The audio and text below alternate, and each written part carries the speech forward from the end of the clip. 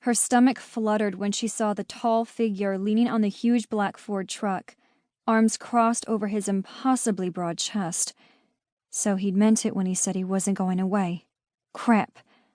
Mel tried to ignore him, but stole a glance at his long, muscular legs encased in dark jeans. Bad idea. It only made her remember them naked and entwined, something she'd been trying to forget about since last Tuesday morning. Em and Val gasped collectively behind her. Rapid clicking of high heels shouted as they hurried to their vehicles. Traitors. Not even a goodbye as tires squealed their way out of the parking lot. Jared cleared his throat when Mel hit the unlock button on her fob by the driver's side door, but she did her best to pretend he wasn't there. Of course his truck was next to her SUV. Mel. Her real name on his lips made her whole body flush. She sucked in a breath and tried to glare. What are you, a stalker?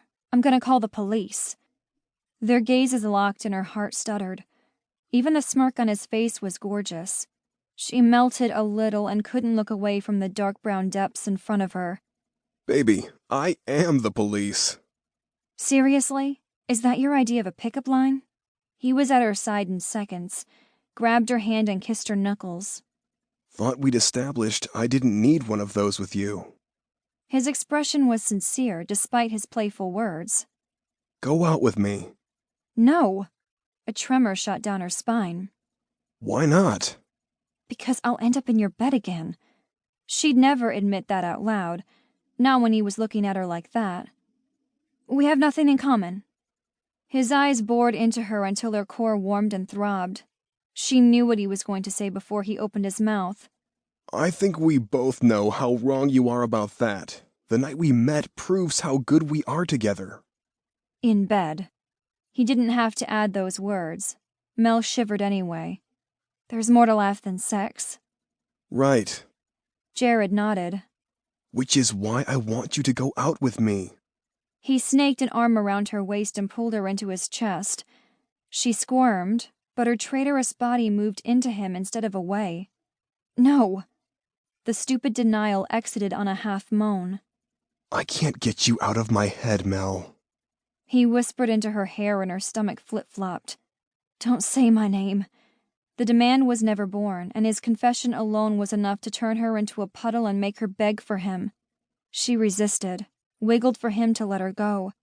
When his mouth crashed down on hers, she stilled, her hands on his hard pecs, and kissed him back without hesitation. Couldn't help it.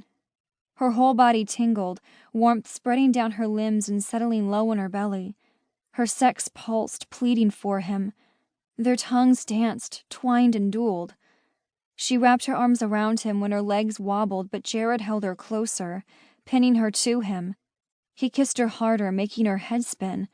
Desire melted her, and Mel squeezed her arms around his neck, needing to meld into him. What is this man doing to me?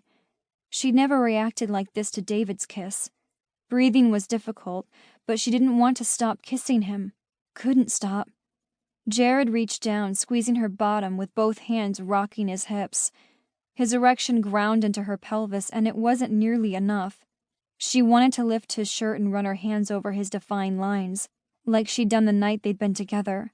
Touch him, kiss him, then have him inside her. Wait, that'd been the alcohol, right? She'd been upset about David and had too much to drink. No, so it wasn't the alcohol. Jared's kiss was just as potent sober. Oh, crap. Mel was in trouble. She yanked away and slipped out of his arms, swiping her hand across her mouth. Tried to glare. No, detective. That is all you want from me, and it's not going to happen again. Forget it. She couldn't bring herself to declare being with him was a mistake, because it hadn't been. Darn it. He shook his head and reached for her, but she scooted back until her ass hit her SUV's door. His wide shoulders drooped, expression fell, but she refused to fall for it. That's not all I want from you. I want to spend time with you, Mel. No. She didn't buy it for a second. He was hot. He could have anyone he wanted. Jared was a cop, for God's sake. Mel wouldn't be anyone's booty call. David had made her into that, cheating.